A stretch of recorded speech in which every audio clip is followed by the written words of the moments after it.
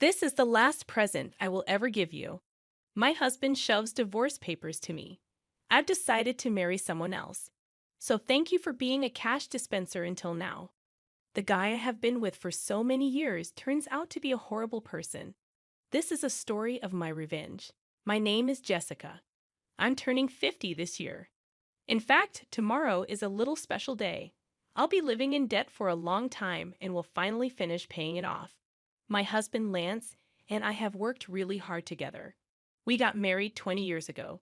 I was 30 and he was 35. He ran a liquor store that he inherited from his parents who had passed away. I, on the other hand, was an office worker. We met through an acquaintance and started dating with marriage in mind. I had one concern back then. What if he asked me to run the store with him? I was working as a financial consultant who advised on insurance and investment to individual and corporate clients at the time. I was getting paid better than average 30-year-olds and loved my job.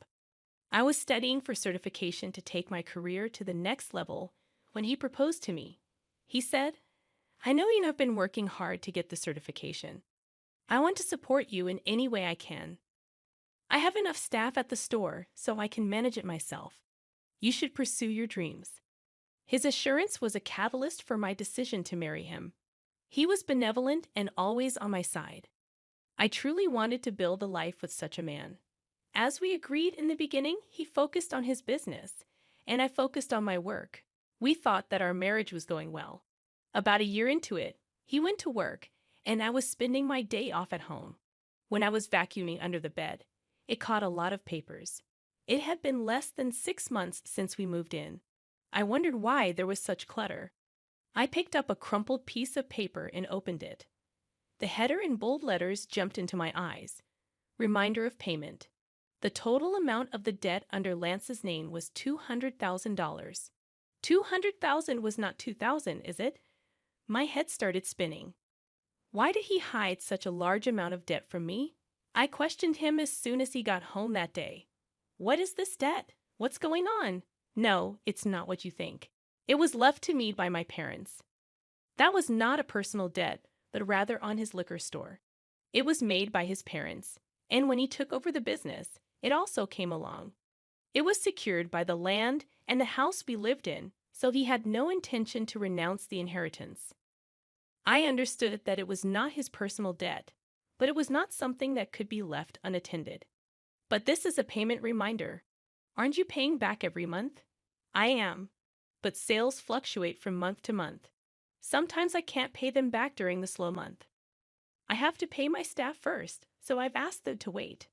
That's when the letter came.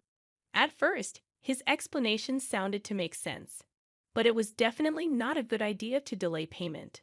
The letter included the words "final notice." I didn't tell you because I didn't want you to freak out. Don't worry though. Business is on track, and we haven't been evicted from the house, right? That's true, but I looked at him anxiously. Then he mentioned something unexpected. "If you're so worried, why don't you help me pay it off? You are making quite a lot, aren't you?" I wasn't comfortable with where he was going. It was not my store, and a husband and a wife were supposed to help each other. "My debt is also yours. That's a bit sudden. Are you okay if my store went out of business? Many people would suffer if it was gone, you know." I guess he was right. His store had become an indispensable part of the community. It was located in the suburbs where there weren't many shops or supermarkets around. He was also selling fresh foods such as meat and fish and offered a home delivery service. I visited the shop several times, and it was always busy. Some customers stated that they were so grateful to have it in the neighborhood. "Please, honey, I'll be focused on keeping my business rolling. Please help me pay off my debts." I respected the way he took his work seriously and devoted himself. I didn't want to see his store disappear. I didn't want that to happen for sure. Being married means that we support each other at all times. If you are struggling, it seems only natural for me to help him. Okay, I'll repay back as much as I can every month from my salary. You can concentrate on managing the store. I could help financially, but only he could run it. I was happy that he relied on me above all else. However, it was the beginning of a change in him. About 3 years had passed since I took over his debt. He often came home late. What were you doing until this late? You reek of alcohol. I just had a few drinks with my customers, honey. Did you make a payment this month? For some reason, he sounded condescending. I did last week. Why? The store depends on you. You'd better keep paying on time. Whenever he got drunk those days, he gave me an order. I had taken it as nonsense from a drunkard, but it started to prick my nerves when he did it repeatedly. He made it sound like it was normal for me to pay back his debt. By the way, Matt has a third kid now. I envy him. Matt was his friend from high school. He had his own business, just like Lance. His wife also worked in the store with him. I've been wanting to talk to you about that. I told him what I had been keeping to myself. Don't you think it's time for us to start a family? His reaction was very cold. What, baby? My business has just started picking up, and we are still in debt.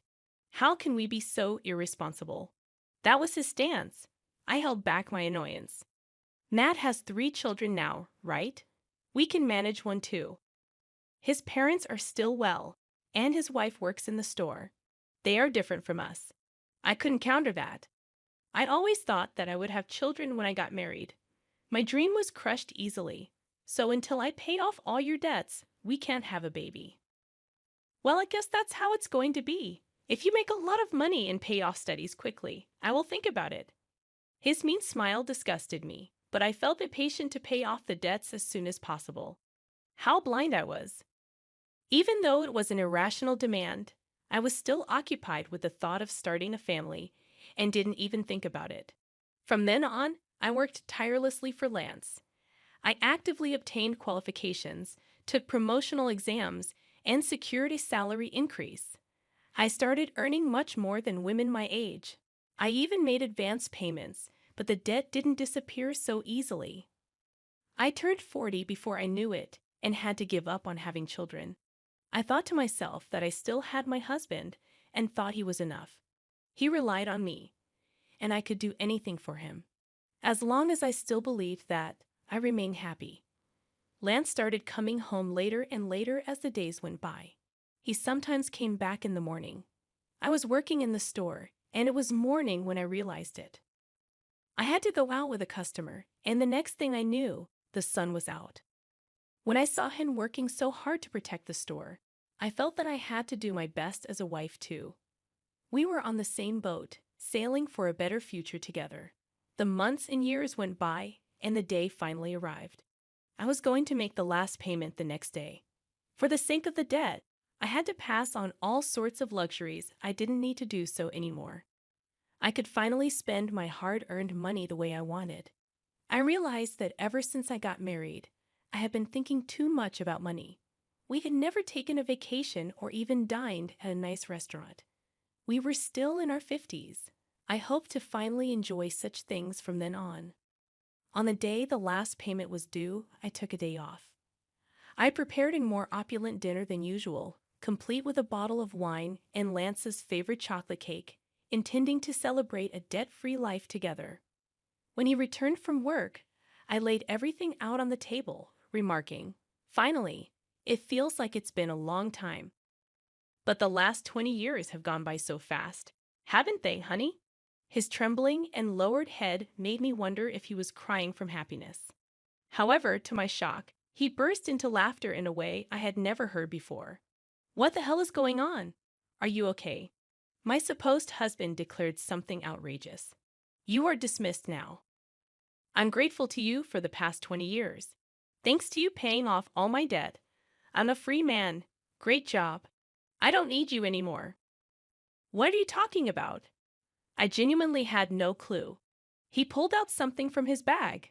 "This is my last present to you." Bold letters of a divorce petition stabbed my eyes. Proudly, he continued, "I've decided to marry someone else. So you are no longer of any use to me. Thanks for being my cash dispenser until now. You're getting remarried? Have you been cheating on me all this time?"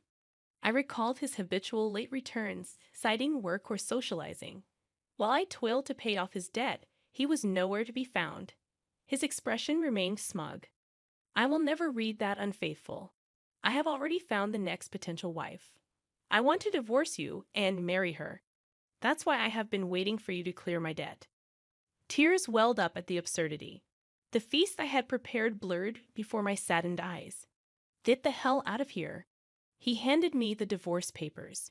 My blood boiled faster than I could feel sadness or despair. Okay, but you won't regret it. I forced out my voice. No, I won't. Why would I regret divorcing an old hag like you? Old hag?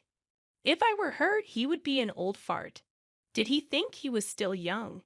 His misconception was so ridiculous that I regained composure and accepted the divorce papers. I'm going to take this with me for now, and I'll be in touch. I packed my belongings and left the house. How could my 20 years of marriage come to such an easy end? Finally alone, I shed tears of emptiness and frustration. Later, I asked my attorney for a divorce agreement, sending it to Lance. I also requested a background report on his bride-to-be. Shortly after, he called me. Hey, Jessica, what the hell is this document? He sounded furious. I could imagine his face turning bright red even over the phone. Contrasting his fury, I remained calm. That is a divorce agreement. What about it? I know what it is. What I'm talking about is this loan agreement. Why do I have to pay you back? He sounded distraught, yelling, This is crazy. This is not right. Referring to the repayment of the loan between spouses during the marriage, he protested against returning the money I paid on his behalf. This is ridiculous. You decided to do it out of your goodwill, didn't you?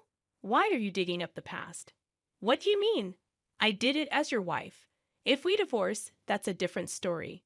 Regret hit him. He just realized it. When he asked for a divorce, I immediately thought of making him repay my head.